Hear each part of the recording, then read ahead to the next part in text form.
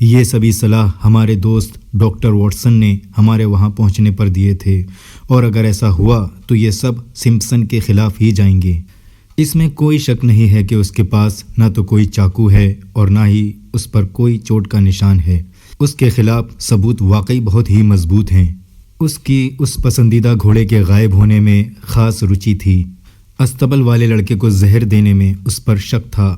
वो वाकई तेज़ बारिश में बाहर गया था और उसके पास बतौर हथियार वो भारी मूठ वाली छड़ी थी, और उसका मफलर मरने वाले के हाथों में पाया गया था। और ऐसा लगता है कि ज्यूरी के सामने जाने के लिए हमारे पास काफ़ी कुछ है। होम्स ने अपना सिर हिलाया और कहा, पर एक चालाक वकील इनकी धज्जियाँ उड़ा देगा। अगर वो घोड़े को घायल करना चाहता तब उसने इसे वहीं क्यों नहीं कर दिया? अस्तबल के बाहर क्यों ले गया? क्या इसके पास अस्तबल की दूसरी चाबी मिली थी? उसे अफीम का पाउडर किस केमिस्ट ने बेचा था? और इन सबसे ऊपर इस शहर से अनजान उस आदमी ने इस तरह के घोड़े को कहाँ छिपा दिया? उस कागज़ के बारे में वो क्या कहता है जिसे उसने उस नौकरानी को उस लड़के को देने के लिए दिया था? वो कहता है कि ये एक 10 पाउंड का नोट था जो उसके बटुए में मौजूद था। लेकिन दूसरी परेशानियां इतनी कठिन नहीं हैं जितनी कि मालूम पड़ती हैं। वो इस शहर से अनजान नहीं है। वो गर्मी में 2 बार तावीज़ टाक आकर ठहर चुका है। वो अफीम शायद लंदन से लाई गई थी, और वो चाबी जिससे कि इस काम को अंजाम दिया गया शायद फेंक दी गई होगी। घोड़ा किसी गड्ढे की तलहटी या घाटी में किसी सुरंग में हो सकता है। अपने मफलर के बारे में क्या कहता है? वो इसे एक्सेप्ट करता है और कहता है कि उसका मफलर खो गया था। लेकिन इस मामले में एक नई बात सामने आई है जो कि उसके इस घोड़े को अस्तबल से ले जाने की तरफ इशारा करती है।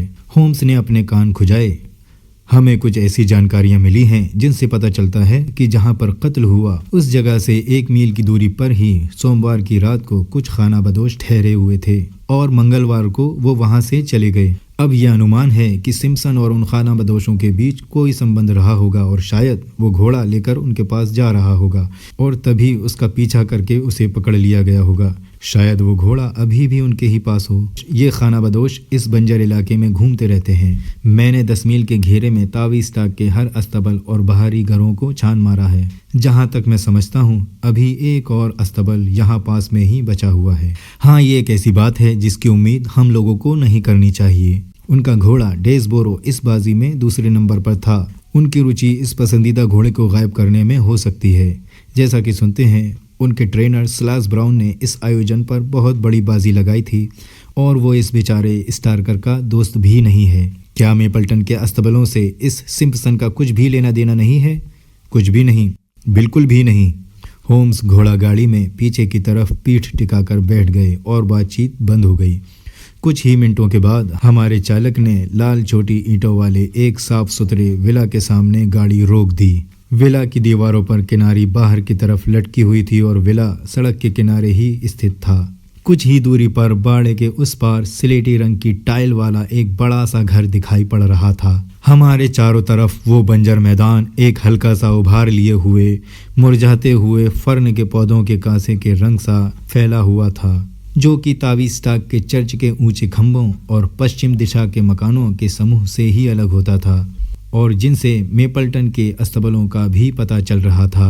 होम्स के अलावा हम सभी उठ खड़े हुए, लेकिन होम्स सामने आसमान में नज़र गड़ाए अभी भी पीठ टिकाकर अपने ख्यालों में डूबा हुआ था। जैसे ही मैंने उसके हाथ को छुआ वो झटके से उठ गया और गाड़ी के बाहर निकल गया। कर्नल रॉस, जो कि हैरानी से देख रहे थे, उनकी तरफ मुड़ते हुए होम्स बोला, माफ़ कीजिएगा, मैं दिन में सपने देख रहा था। उसकी आंखों में एक चमक थी और उसके बिहेवियर में उत्तेजना को दबाने वाला एक्सप्रेशन था, जिससे मैं भी सहमत था, और इसका इस्तेमाल उसने इस ढंग से किया जैसे कि मैं उसी के रास्ते पर हूँ और उसके हाथों कोई सुराग लग गया हो। हालांकि मैं इसका अंदाज़ा नहीं लगा सका कि ये उसे कहाँ से मिला। ग्रिगोरी ने कहा, मिस्टर होम्स, शायद आप वारदात वाली जगह पर तुरंत ही जाना चाहेंगे। मैं सोचता हूँ मुझे यहाँ थोड़ी देर रुकना चाहिए, और 1 या 2 सवालों के जवाब मुझे अभी डिटेल से चाहिए। मेरे अनुमान से क्या स्टार्कर यहाँ वापस लाया गया था? हाँ, वो वहाँ सीढ़ियों पर लेटा था। कल इसकी बाकी जांच पड़ताल होनी है। कर्नल रॉस, क्या ये आपकी सर्विस में बरसों से है? मैंने उसमें हमेशा एक अच्छा सेवक ही पाया है। इंस्पेक्टर, मुझे उम्मीद है कि उसकी मौत के वक्त जो कुछ भी उसकी जेब में था आपने उसकी लिस्ट बना ली होगी। हाँ, वो सभी चीज़ें बैठक कक्ष में मौजूद हैं, आप उन्हें देख सकते हैं। मुझे इन्हें देखकर बहुत खुशी होगी। हम सभी सामने वाले कमरे में एक लाइन में खड़े हो गए और फिर कमरे में बीच वाली मेज के चारों तरफ बैठ गए। तब इंस्पेक्टर ने एक चौकोर टीन का बक्सा खोला और हमारे सामने कुछ चीज़ों का ढेर लगा दिया। इसमें माचिस की एक डिबिया, चर्बी वाली 2 इंच की मोमबत्ती, तंबाकू का एक ADP briar root pipe, seal की खाल से बनी एक थैली, सोने की जंजीर वाली चांदी की घड़ी, सोने की 5 गिन्नियाँ और हाथी दांत की मूठ वाला चाकू जिसका फल बहुत ही अच्छा और सख्त था और उस पर विज एंड कंपनी लंदन की छाप लगी हुई थी। होम्स ने इसे उठाकर बहुत ही गौर से देखते हुए कहा, ये बड़ा अजीब सा चाकू है। मुझे इस पर खून के धब्बे दिखाई दे रहे हैं। ऐसा लगता है कि ये वही चाकू है जो कि मरने वाले की मुट्ठी में था। वॉटसन, ये चाकू वाकई तुम्हारी ही खोज की दिशा को बता रहा है ना? मैंने कहा, इसे हम मोतियाबिंद की चीर फाड़ वाला चाकू कह सकते हैं। इसकी इतनी अच्छी धार किसी बहुत ही महीन और नाजुक किस्म के काम के लिए बनाई गई है। ये एक बड़ी अजीब सी बात है कि एक आदमी इसे ऐसे सख्त और रूखे काम पर ले जा रहा था, और ख़ास तौर से जबकि ये उसकी जेब में बंद भी नहीं हो सकता है। इंस्पेक्टर बोला, इसकी नोक पर सुरक्षा के लिए कार्क की प्लेट लगी हुई थी जो कि हमें इसकी बॉडी के बगल में पड़ी मिली थी। उसकी पत्नी ने हमें बताया था कि वो चाकू ड्रेसिंग टेबल पर पड़ा हुआ था और जैसे ही वो कमरे से बाहर निकला उसने इसे उठाकर रख लिया था। ये कमज़ोर सा हथियार था, लेकिन शायद उस वक्त इसके कब्ज़े में सबसे बेहतर हथियार यही था। बहुत मुमकिन है, लेकिन ये कागज़ कैसे हैं? इनमें से 3 तो घास के डीलरों के खातों की रसीदें हैं, एक कागज़ कर्नल रॉस के निर्देशों का पेपर है और ये हैट बनाने वाले की पर्ची है जिसमें बॉन्ड स्ट्रीट की मैडम लीजरीर ने विलियम डर्बीशायर को 37 पाउंड का भुगतान किया। मिसेस स्टार्कर ने हमें बताया था कि डर्बीशायर उसके हस्बैंड का दोस्त है और कभी कभी उसके लेटर इस पते पर आते हैं। उन पर्चियों को देखते हुए होम्स बोला, लगता है मैडम डर्बीशायर महंगे शौक रखती हैं। एक अकेली ड्रेस के लिए 22 गिन्नियाँ कुछ ज़्यादा नहीं है क्या? ऐसा लगता है कि यहाँ कुछ और जानने के लिए नहीं बचा है। अब हमें उस वारदात वाली जगह पर चलना चाहिए। जैसे ही हम बैठक कक्ष से बाहर निकले, एक औरत जो कि लगता था कि हमारा ही इंतज़ार कर रही थी, एक कदम आगे बढ़ी और उसने इंस्पेक्टर की बाह पर अपना हाथ रखा। उसका चेहरा मरियल सा पतला और उत्सुकता से भरा हुआ और हाल ही की घटना के डर की छाप लिए हुए था। क्या वो आपको मिल गया? क्या आपने उसे ढूंढ लिया? और वो हाँफने लगी। नहीं मिसेज स्टार्कर, लेकिन मिस्टर होम्स हमारी मदद के लिए लंदन से आए हैं और जो भी हमसे मुमकिन होगा हम करेंगे। होम्स बोला, मिसेज स्टार्कर, कुछ वक्त पहले मैं वाकई आपसे प्लेमाउथ की एक पार्टी में मिल चुका हूँ। नहीं सर, आपसे गलती हुई है। मुझसे? क्यों? मुझे पूरा यकीन है। आपने फाख्ते के रंग के सिल्क के कपड़े पहने हुए थे जिसमें शुतुरमुर्ग के पंखों की किनारी लगी हुई थी। औरत ने जवाब दिया, सर मेरे पास कभी भी ऐसी ड्रेस नहीं थी। होम्स ने कहा, ओह चलिए, आप ठीक ही कह रही हैं, और फिर माफ़ी मांगकर वो इंस्पेक्टर के पीछे बाहर चल दिया। उस बंजर टीले को पार करके थोड़ी दूर चलने पर हमें वो घाटी मिली जिसमें हमें वो डेड बॉडी मिली थी। इसके ऊपरी किनारों पर कटीली झाड़ियाँ थीं जिसमें वो कोट फंसा हुआ पाया गया था। होम्स ने कहा, जहाँ तक मैं समझता हूँ उस रात को तेज़ हवा नहीं थी।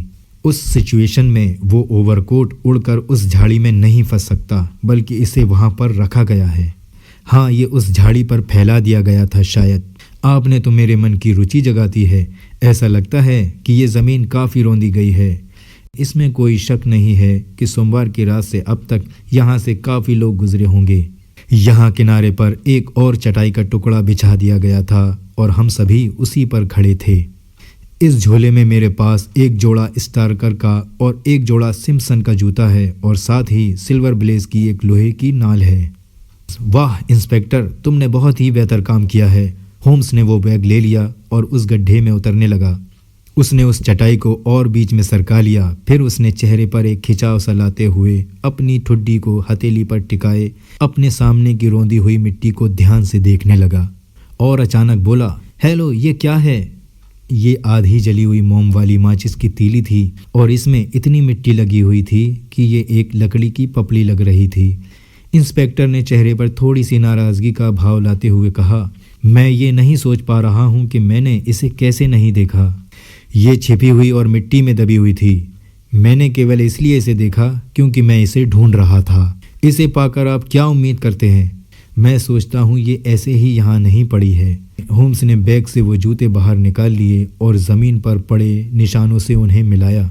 फिर वो उस गड्ढे के ऊपरी किनारे तक हाथों के सहारे चढ़ा और झाड़ियों के फर्न तक कोहनियों के बल सरका।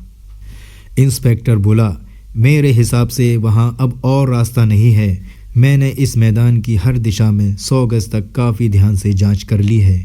होम्स ने उठते हुए कहा, वाकई आपके कहने के बाद मैं इसको दोबारा करने की हिमाकत नहीं करना चाहूँगा, मगर अंधेरा होने से पहले मैं इस घाटी का एक छोटा सा चक्कर ज़रूर लगाना चाहूँगा ताकि मैं इस जगह को समझ सकूँ। और मैं सोचता हूँ कि घोड़े की इस नाल को अपनी अच्छी तकदीर के लिए मुझे अपनी जेब में रख लेना चाहिए। कर्नल रॉस ने मेरे दोस्त के शांत और काम करने के ख़ास तरीके को देखकर थोड़ी बेफिक्री और उम्मीद दिखाई। उन्होंने अपनी घड़ी पर एक निगाह डाली और बोले, इंस्पेक्टर, मैं चाहता हूं कि आप मेरे साथ वापस चलें। बहुत से ऐसे विषय हैं जिन पर मैं आपकी राय लेना चाहूँगा, और ख़ास तौर से क्या मुझे अपने घोड़े का नाम बेसिक्स कप से बाहर करने की बात लोगों को बता देनी चाहिए? बिल्कुल नहीं, होम्स ने स्ट्रिक्टली थोड़ा ज़ोर से कहा। मैं नाम जारी रहने के फेवर में हूँ। कर्नल रॉस ने झुककर अभिवादन किया और कहा, सर, मुझे आपकी राय जानकर बहुत ही खुशी हुई। जब आप पूरा घूम लें तब आप मुझे उस बेचारे स्टार्कर के घर पर मिलें, फिर हम साथ ही ताविस्ताक चलेंगे। कर्नल इंस्पेक्टर के साथ वापस मुड़ गया, जबकि होम्स और मैं धीरे धीरे बंजर मैदान पर चलने लगे। मेपल्टन के अस्तबल के पीछे सूरज डूबने लगा था और हमारे सामने का ढलवा मैदान सुनहरे रंग की आभा लिए हुए भूरे रंग में गहराया हुआ सा था, जिसमें मुरझाए हुए फर्न और कटीली झाड़ियों पर शाम की धूप पड़ रही थी। लेकिन ये प्राकृतिक सुंदरता मेरे दोस्त के लिए बेकार ही थी, क्योंकि वो तो अपनी गहरी सोच में डूबा हुआ था। आखिर वो बोला, वाटसन, इधर से हम थोड़ी देर के लिए ये सवाल छोड़ सकते हैं कि जॉन स्टार्कर को किसने मारा। हम ये जानने के लिए फोकस करें कि उस घोड़े के साथ क्या हुआ होगा। अब ये मान लें कि वो घोड़ा उस त्रासदी के दौरान या बाद में खुद को छुड़ाकर भाग गया होगा, लेकिन वो जा कहाँ सकता है? घोड़ा समाज में रहने वाला प्राणी है। अगर उसे खुला छोड़ दिया जाए तो उसकी फितरत उसे वापस किंग्स पाइलैंड या मेपल्टन के अस्तबल की ओर ही ले जाएगी। वो इस बंजर ज़मीन पर इधर उधर क्यों भटकेगा? वो अब तक ज़रूर देख लिया गया होगा, और उसका अपहरण बंजारे क्यों करेंगे? ऐसे लोग जब भी अशांति की चर्चा सुनते हैं तो वो इस जगह को छोड़ देते हैं, क्योंकि वो पुलिस के झंझट में नहीं पड़ना चाहते। तब वो ऐसा घोड़ा बेचने की उम्मीद भी नहीं कर सकते। तब वो बड़ी मुश्किल में पड़ जाएंगे और इससे वो कुछ भी हासिल नहीं कर पाएंगे। ये बात बिल्कुल ही साफ है। तब वो है कहाँ? मैं पहले ही कह चुका हूँ, या तो वो किंग्स पाइलैंड में है या फिर मेपल्टन में। वो किंग्स पाइलैंड में नहीं मिला, इसलिए वो मेपल्टन में ही होगा। आओ चलो एक अंदाजे के तौर पर ही वहाँ चलते हैं और देखें हमें वहाँ क्या हासिल हो पाता है। जैसा कि इंस्पेक्टर ने बताया था कि बंजर का ये हिस्सा बहुत ही सख्त और सूखा है, लेकिन इसकी ढाल मेपल्टन की तरफ है, और तुम वहाँ से देख सकते हो कि वहाँ उधर की तरफ एक बड़ा सा गड्ढा है जो कि मंगलवार की रात को बहुत ही गीला हो गया होगा।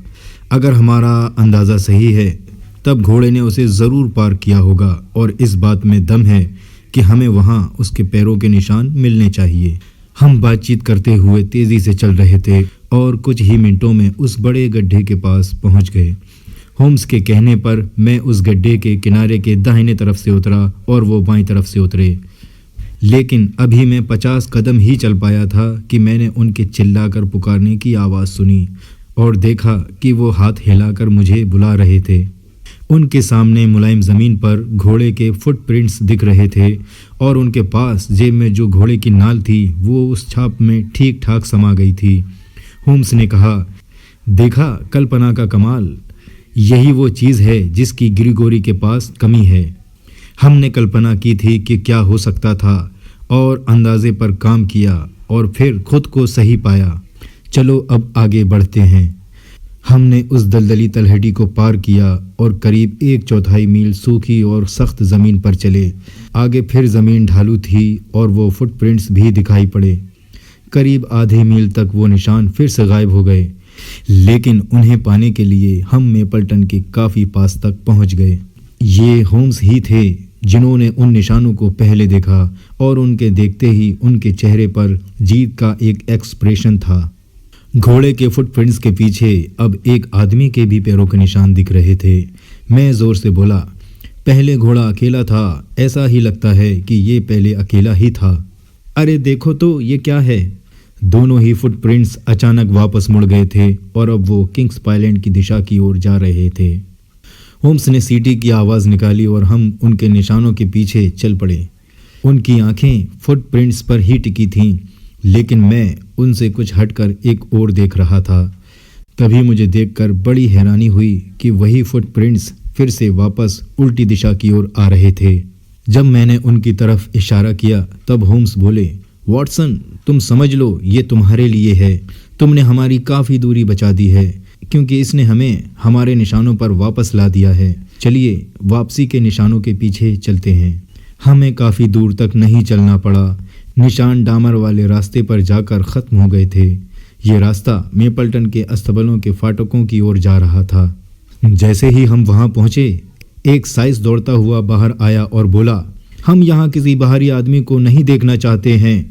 होम्स ने अपने वेस्टकोट की जेब में अपनी उंगली और अंगूठे को डाले हुए कहा, मैं सिर्फ एक चीज़ पूछना चाहता हूँ। अगर मैं तुम्हारे मालिक स्लास ब्राउन से कल सुबह 5 बजे मिलना चाहूँ तो ये बहुत जल्दी तो नहीं होगा? सर, अगर कोई आने वाला है तो वो मौजूद रहेंगे। वो तो पहले से ही तैयार रहते हैं, लेकिन यहाँ तो मैं खुद ही आपके सवालों का जवाब देने के लिए मौजूद हूँ। नहीं नहीं सर, जहाँ तक मेरी अपनी कीमत है, मुझे कुछ दिखना भी तो चाहिए। फिर जैसा आप चाहें। शेरलॉक होम्स ने आधा क्राउन अपनी जेब से निकाला और उसे वापस फिर जेब में डाल दिया और उसे वापस फिर अपनी जेब में डाल दिया।